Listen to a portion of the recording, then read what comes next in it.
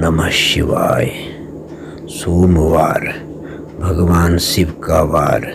इस दिन प्रखर हो उठते हैं भगवान शिव संबंधी मेरे विचार। सुनी सुनाई बातें हैं इन विचारों का आधार, परंतु सत्य लगते हैं यह विचार।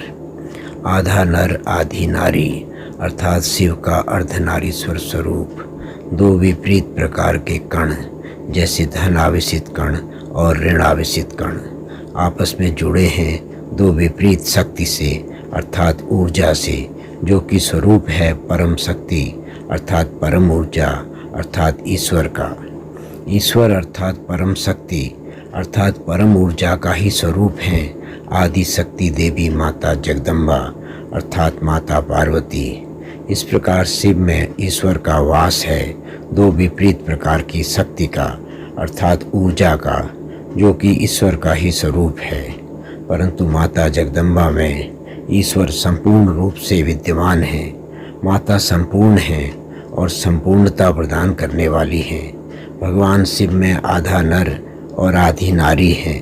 शिव व पार्वती से ही संपूर्ण सृष्टि है। शिव के आधा नर के अंश को माता संपूर्ण नर के अंश में परिवर्तित कर देती हैं। उसी प्रकार शिव के आधा नारी के अंश को भी माता संपूर्ण नारी के अंश में परिवर्तित कर देती हैं। इस प्रकार से सृष्टि चलती आ रही है, क्योंकि प्रत्येक नर शिव का स्वरूप है और प्रत्येक नारी माता जगदम्बा अर्थात पार्वती का स्वरूप है। परंतु संतुलन के लिए सृष्टि का विनाश भी आवश्यक है।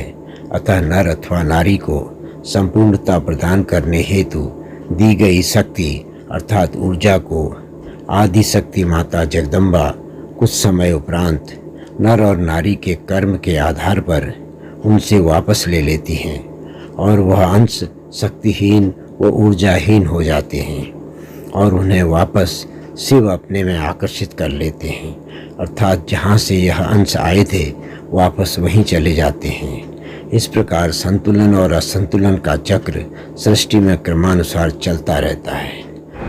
वैसे तो यह मात्र एक विचार है, परंतु जीव विज्ञान और भौतिक विज्ञान का मेरा अल्प ज्ञान भी इसका आधार है।